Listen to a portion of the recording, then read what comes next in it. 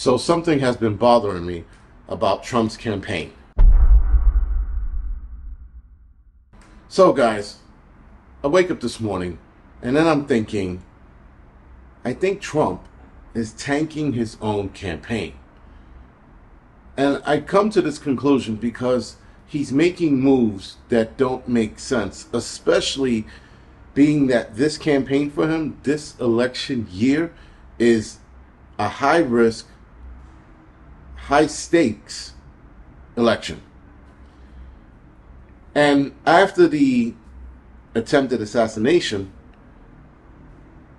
there's been a little different in the way he moves and he speaks. And maybe it's just me, but I am pretty good at analyzing people in any circumstances and any situation, especially after something that happened to him a few weeks ago. So he's been acting a little different and he's been moving a lot different. But what was alarming is Kamala Harris's move to run for president wasn't questioned, right? So obviously no one voted for this lady in the primaries. In fact, they were looking to replace her because her polling was so low at the beginning of the year. That was in January. That was talk of replacing her. And I remember hearing the talk, and then one of my buddies helped out and sent me an article, and I read the article and I go, that's right, they were looking to replace her because her polling was low as vice president, and they thought that her low polling was going to drag down Biden, which I have to admit, I think was going to be an impossible task, being that Biden was doing a good job dragging himself down. All right. So now this lady steps into the arena a week ago, and now all of a sudden, the talks of her low polling and replacing her back in January, and even as far back as June, which was a month ago or less than a month ago, they were talking about replacing her because of her low polling. In fact, she was the lowest polling vice president in the history of vice president, and they were talking about replacing her then. Then all of a sudden, Biden steps down. She gets all of this backup. She gets all of this money. And now she's surpassing Trump in the polls. So, all right. And I think that Trump should be questioning that. I think the Republican Party should be talking about it, should be bringing it up. But instead, nobody is.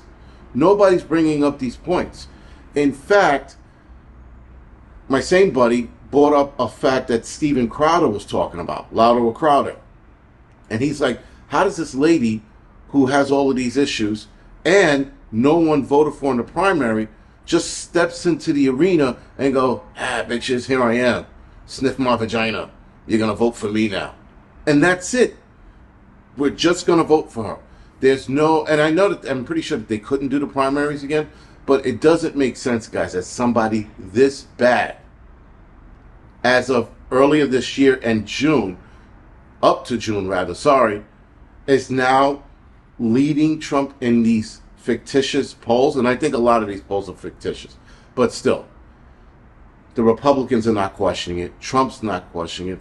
In fact, Trump even lights himself on fire by questioning her race, which was a bad move. And though the interviewer, the combative interviewer, the black journalist who people say were being combative, I didn't see the interview, probably walked him into that, he should have been smart enough to stay clear of that. The one thing you don't do, guys, is that, yes, a lot of us question her race. I question her race because the bitch was fucking dot-head Indian, and all of a sudden she was doing a little ching-ching-ching with her hands and shaking her fucking hips. Now all of a sudden she's fucking Negro of the Year. And people like, first black woman running for president in the United States.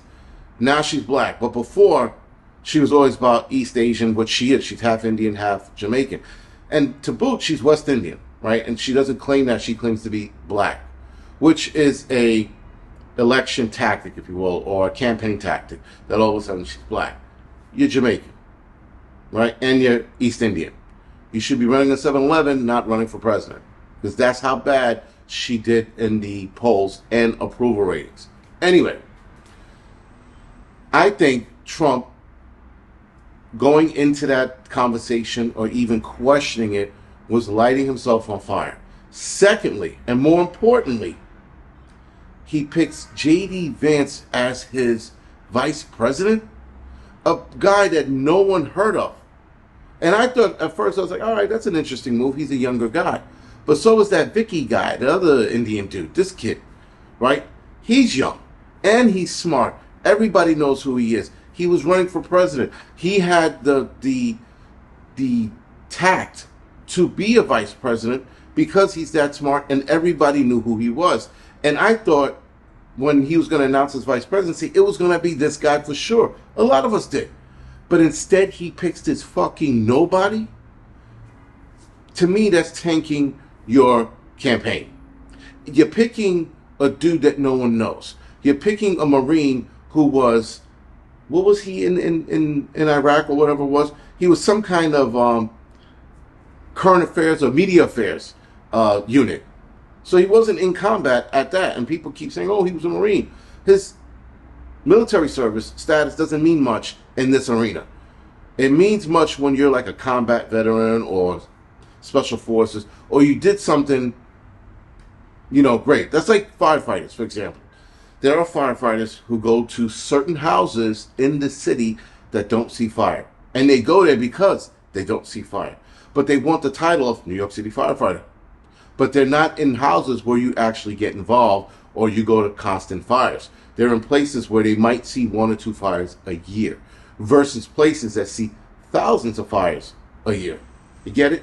So him being a Marine doesn't mean shit. Him being a nobody was a questionable move. I would have picked the Indian kid over this kid. I would have picked anybody else over fucking Vance. And the fact that he picked Vance tells me now that I think he's tanking his own campaign, especially after he got shot at. And I think he had that Vecchi kid in line.